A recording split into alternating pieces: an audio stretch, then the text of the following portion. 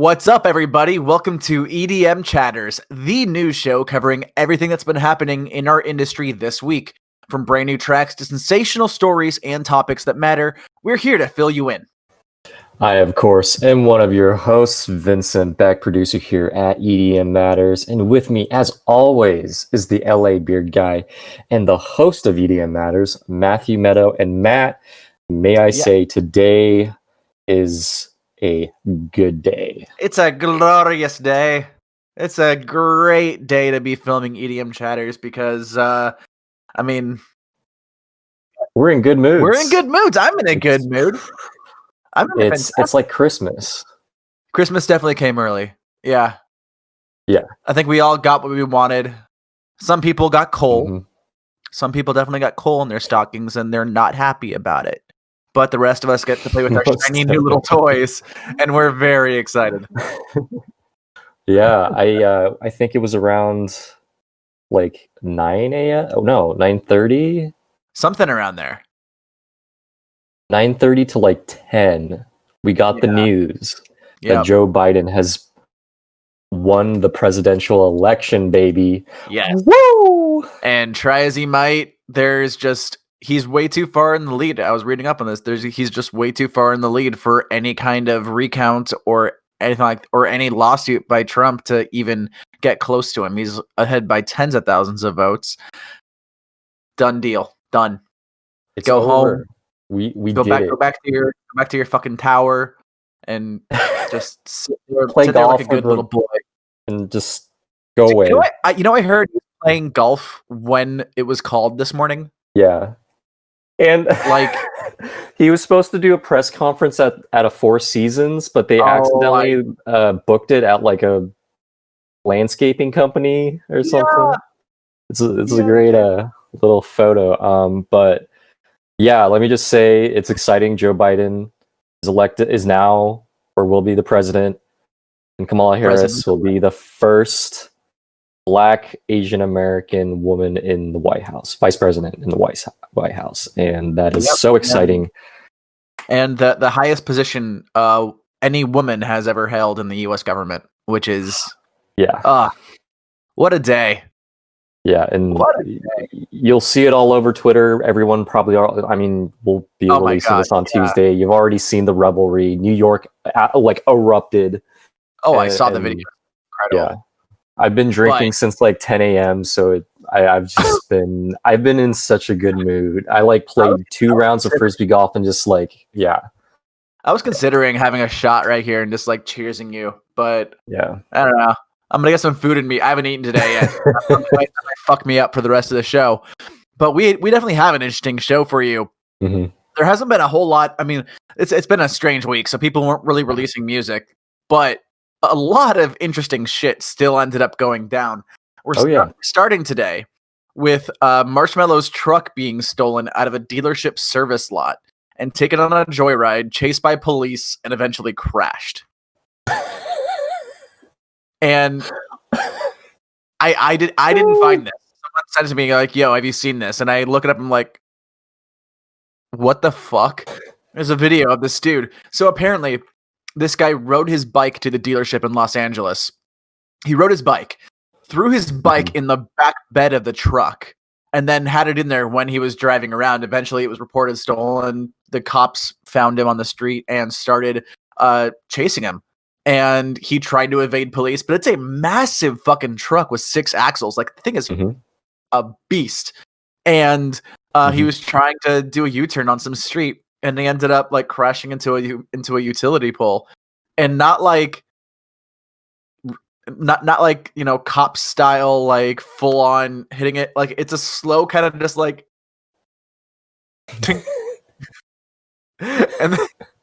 and then he tries to accelerate through it and burns one of the tires out. The whole thing is absolutely it feels like something that TMZ was created to report on. The whole situation was just it's like a shitty game of GTA or something. Just a failed. It was like an Abbott and Costello skit. It was just ridiculous. Yeah. The truck cost $350,000. This thing is kitted.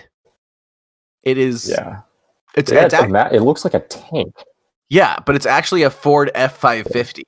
But it's just had so much work done on it. And I guess someone saw it and was like, I want it. And, in our show notes here, is it called the Hennessy Velociraptor 6x6? So I've been talking about this truck since he had it in like last January, and I'm still not really sure what either of those words refer to. So it's so the truck is a Ford F550, but it's modded, and everything that talks about it calls it a Hennessy Velociraptor 6x6. And if you know what that means, let us know in the comments, because I'm not a gearhead. I think I don't think Hennessy are the guys who modded it. I don't know what a Velociraptor is in terms of cars. I have no idea, but that's what it's called. I don't know. All right. Yeah, it is. It is what it's it is. A great story, though. Yeah, but no. So the ending of that story is he crashed into the utility pole, and obviously the cops surrounded him and took him into custody. We still don't know who it is. I don't think they ever released that information or have released it yet. But I mean, TMZ covered it, CNN covered it. They all said Marshmallows Truck. So, I mean, I guess he got his publicity for the week. And why not? And speaking of publicity for the week or the year or the past 10 years, you guys remember the band TRAPT? The guys who made the song Headstrong? Yeah, I'm asking you. They can't answer. No. You don't remember the song? I don't know what a TRAPT is. Well, it's not the anime kind. No,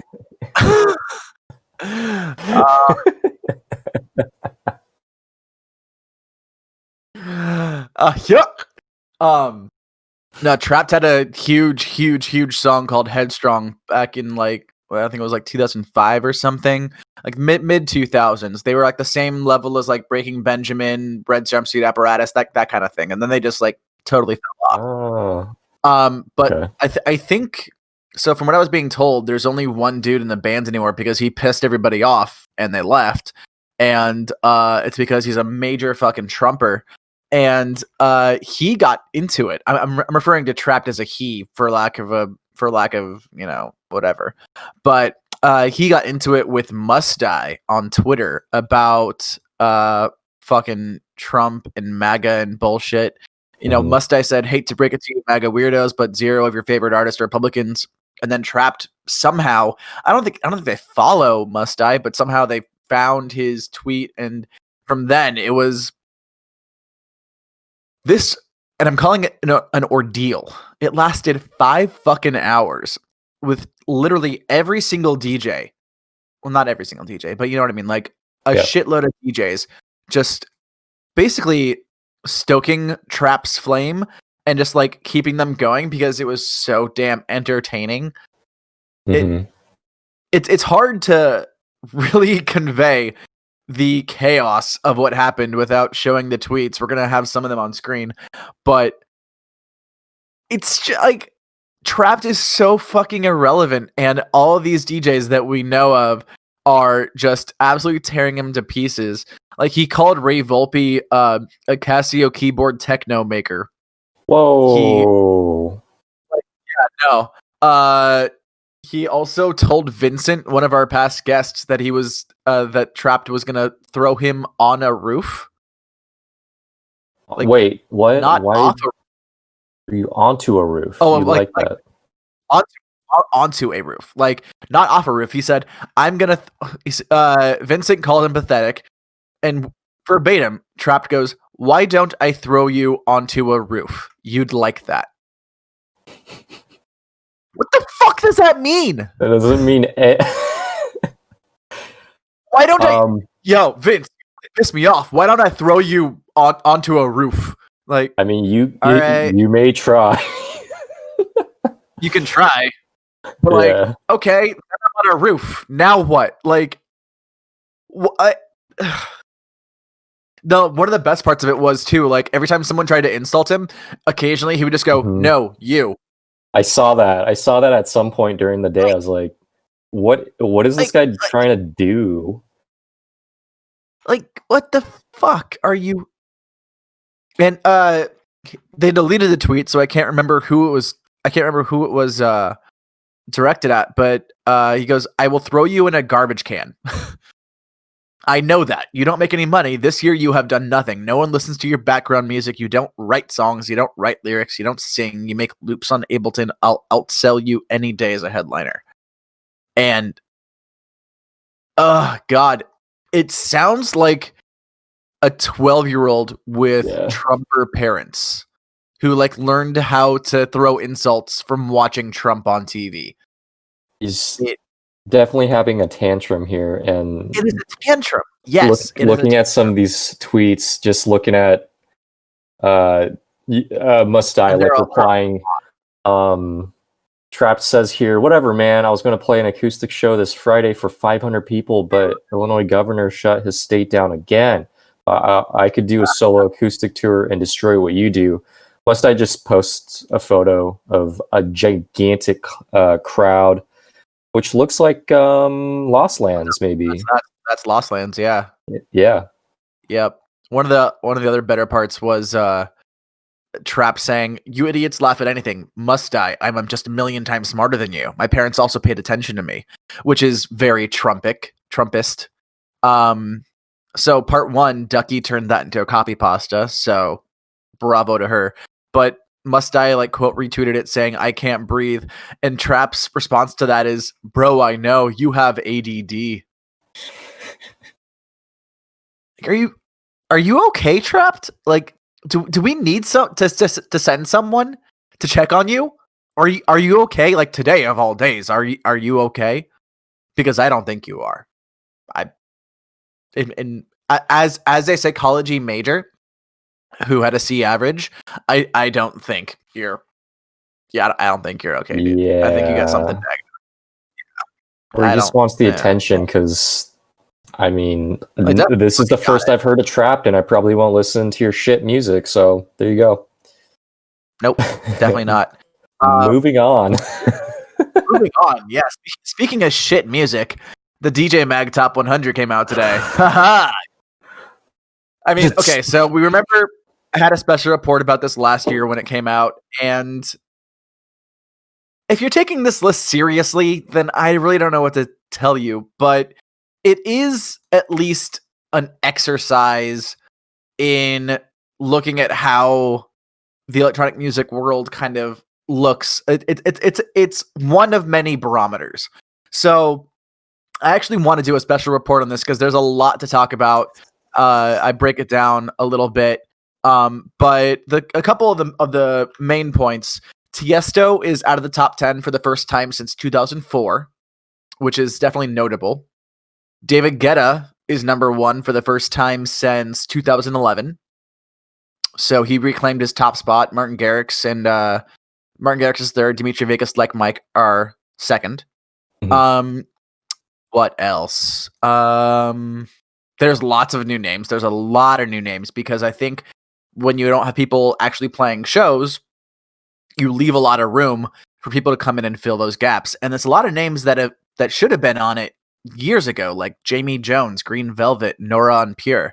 So that's fucking fantastic. And there's also a lot of new women, and there's actually been more women for the past. There's been a growing amount of women for the past 3 or 4 years. 4 women made it on the DJ Mag Top 100 in 2017, and that rose to 6 in 2018. And I think last year there were 8. This year there were 12. With the addition of Anna, Deborah DeLuca, Nora En Pure, and Rez. So, claps all around, props all around. Yeah, as much as the list generally is kind of a joke, it's if you don't take it seriously, if you take it like a joke and kind of just like act like it doesn't have any actual influence in your life, which it doesn't, then yeah, it's actually a pretty cool little bit of data and analytics. So like you said, it's great to see all these new artists and like this, and with the industry making some progress with more women and female producers coming up in the industry and actually making the list, which is really rad. Yeah. I mean, even while I'm talking about that, the highest climber on the list is Charlotte DeWitt, who moved up 42 spots. And the highest climber on the list last year was Alice in Wonderland, who moved up 52 spots. So people are now, not just getting the women on the list, but they're actually ranking them higher and elevating them, which is really fucking cool.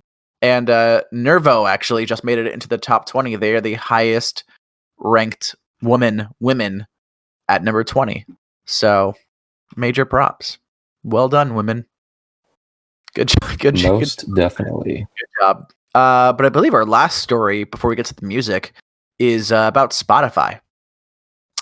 They recently came out with a new feature that they're testing. So this isn't exactly a permanent thing yet. I hope it isn't. Called Artist Input. Essentially, it offers playlisting incentives in exchange for a lowered promotional recording royalty rate.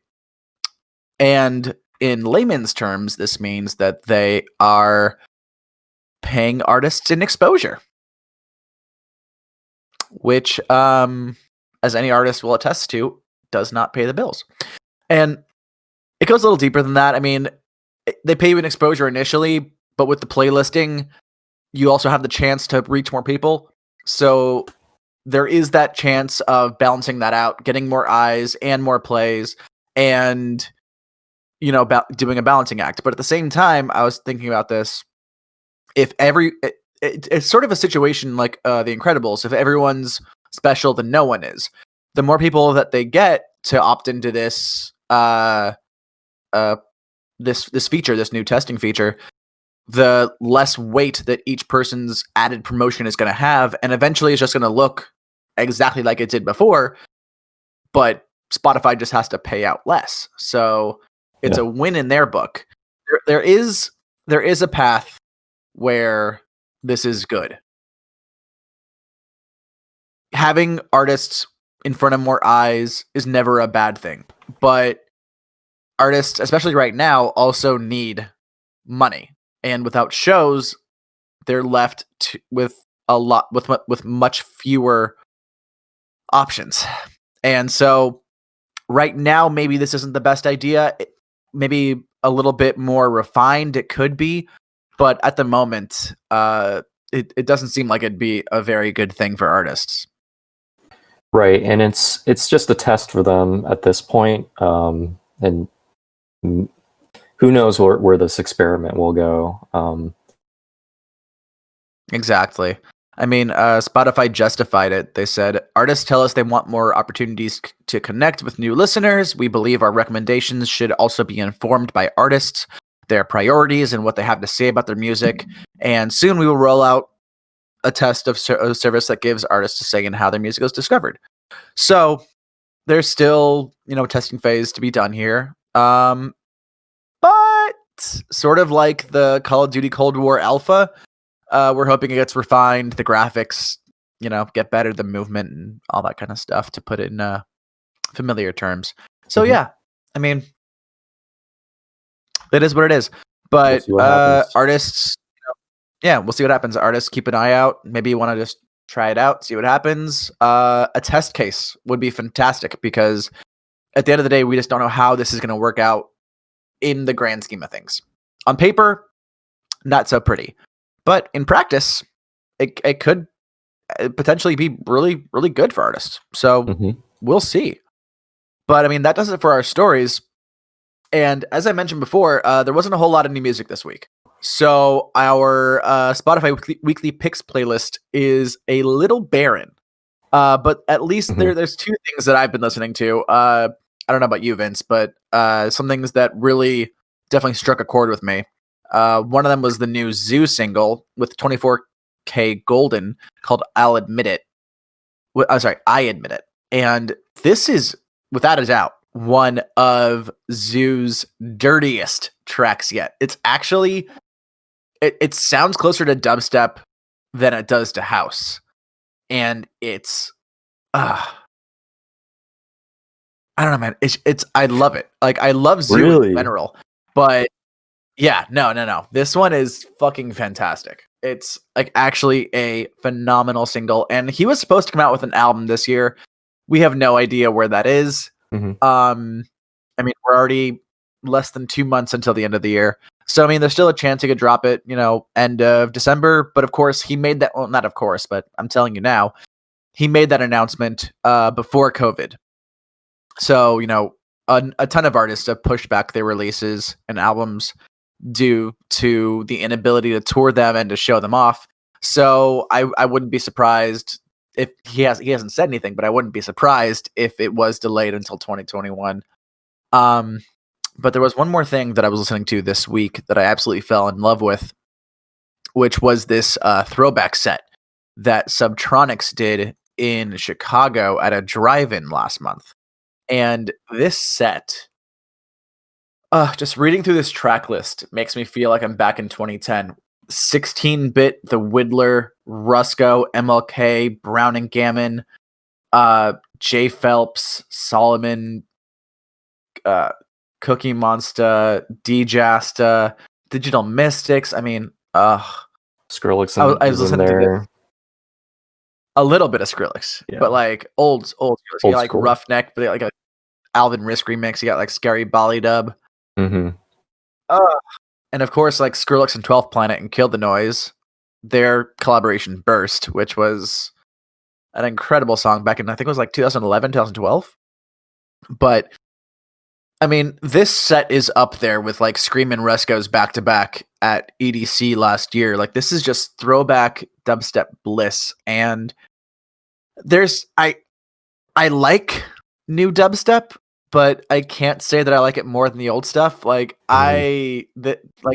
this set definitely just it hits me. It was a great throwback.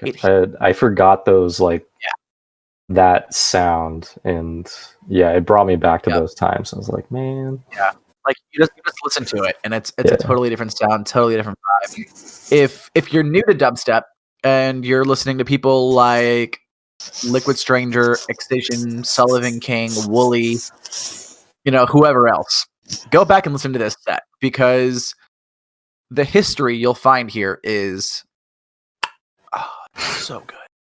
So definitely. Good. Absolutely. But you can check out I Admit It and not much else in the EDM Matters Spotify Weekly Picks playlist. I'll be going through it and seeing if I can kind of beef it up a little bit. But you can check that out in our Weekly Picks playlist. And that does it for EDM Chatters. I hope you enjoyed our ramblings and maybe learned a thing or two. Don't forget to like and comment on this video and subscribe to our channel if you want more exciting EDM content from us. We will see you in the next one.